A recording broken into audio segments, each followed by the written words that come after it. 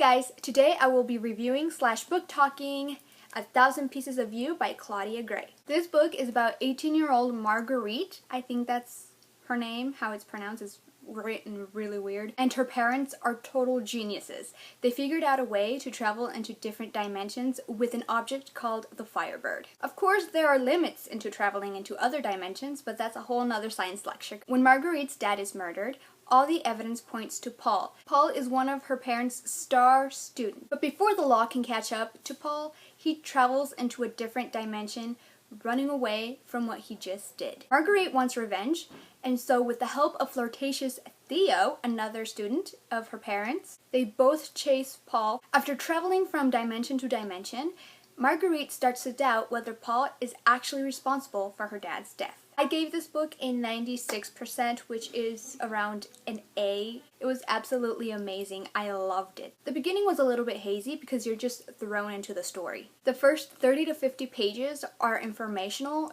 just to give you a feel on how does it work to jump from dimension to dimension. Throughout this whole part, I couldn't help but hear Sheldon's voice in my head. The beginning was like reading an episode of The Big Bang Theory. After that, everything was beautiful. All these other different dimensions and different versions of themselves were spectacular. The characters were the same, yet not the same, and their development just got better and better. The different dimensions too, they were really interesting to read about. One of the subplots that I really liked was fate. I don't know if it's because I'm taking philosophy and we were just talking about fate the other day in class. It was interesting to read that maybe you can't escape your fate. No matter the choices you make, you always end up in the same place with the same type of people. This book had a really great twist. Not like Killer Instinct by S.E. Green, but it was good nonetheless. That is all for the non-spoiler section. Now let's head on to the book talk because I have a lot to say about this book. I really love this book, so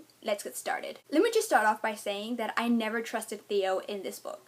I don't know what it was about his character, but there was something about him that made me think there is something totally wrong with this person. But it also never occurred to me that Theo was hijacked by the accelerated dimension Theo. I really loved the ending though. When Marguerite and Theo are in the submarine and then they start talking to Paul over the intercom system, or I think it's the intercom system, when Paul starts saying that there was this serum that helped him not use reminders from the Firebird, and then when he started describing what this drug or serum looked like, I was like, I knew I shouldn't have trusted Theo. I knew I should not have trusted Theo. Definitely my favorite part was when she got away from Theo, when she just slammed his head against the dash. I didn't think anything of it when she said, I clawed at his neck. I don't know why I didn't think that maybe she was gonna take the Firebird, but I just thought that maybe she was trying to choke him at the same time or get a better hold of his head to slam it again. And when she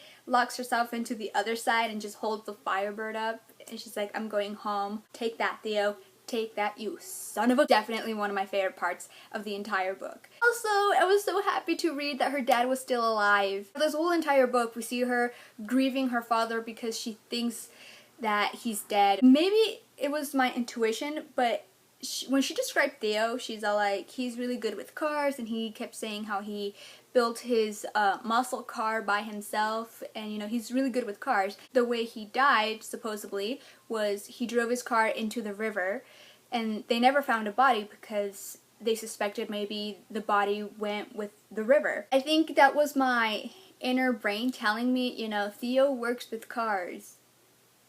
Don't trust him. It was really sad to read about futuristic London just because when she got there and she got the news that her whole family died, I mean, that's horrible. I mean, you go from one dimension where your mom and sister are still alive into a dimension where you have absolutely no one. She did live with her aunt, but her aunt seemed to be too snobby, and I felt that her aunt really didn't want the responsibility of raising her, even though she had absolutely no one after her parents died. And another thing that I found really cool was that in futuristic London, where she lived at, her that version of Marguerite had a British accent. Then she jumps into 1900 Russia, where she's actually like a princess. I really liked this dimension because in this dimension we actually get to talk about the periods.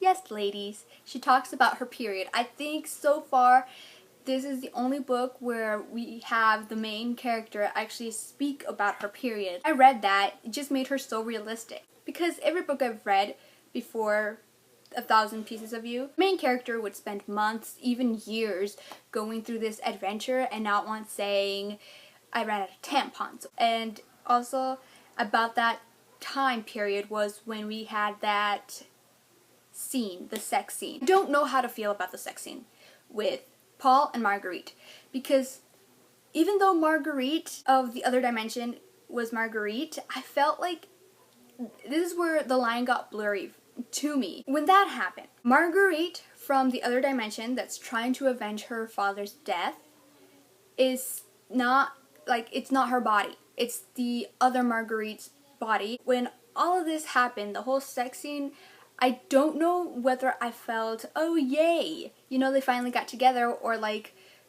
wait a minute.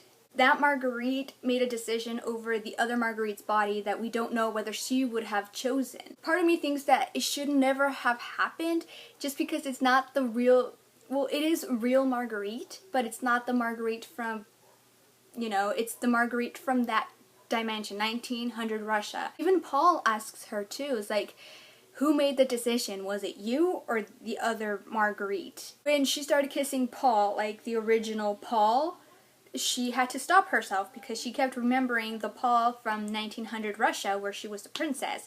And she kept saying, I feel like I'm cheating on him, you know, like I haven't mourned him enough to be able to move on. Okay, see, this is why it should have never happened, because if you're talking about the other Theo like he's another person, then you were taking another person's body and made the choice for them. And I don't know how I felt about that scene. I still don't know how I feel about that scene. One character that I really liked was Paul. He's not the normal type of love interest we find in other books. Marguerite describes him as being really big. She describes him as brutish, and he has a lot of muscles. Like, he's a big guy, you know, he's a big guy. She also says he's blunt. Okay, he says what he says, and then he doesn't know how to talk around people. He's not very social, he's very awkward. Again, very realistic. Really, I enjoyed all the characters. All the characters were good, except for Theo. Okay, fine.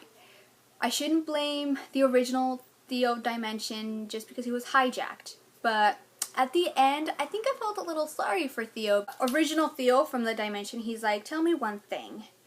This other Theo, he cost me my chance with you, didn't he? Because I did have a chance, didn't I?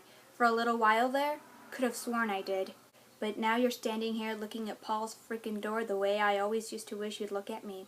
I felt a little bad for Theo, the original Theo, when I read that, because in all honesty, I did not get to know that Theo. I didn't get to know original Theo. Since this is going to be a series, I'm really looking forward to reading the next book and hopefully getting to know Theo a little better. Maybe I'll change my mind and think, Marguerite, you need to be with Theo instead of Paul. But as of right now, my OTP is Paul and Marguerite. I never thought that the whole point why they started traveling in time was because of Connolly wanting Marguerite. I thought it was going to be a standalone novel and that this whole thing was just going to be centered around Marguerite trying to figure out who the real killer was. Then we find that he's not actually dead. He was stranded in another dimension, so Connolly can control Marguerite and be able to tell her, come work for us as a spy and you'll get your father back. I think I agree with Marguerite's parents. Like, if we're able to travel into other dimensions, we shouldn't do it just because we're trying to spy on them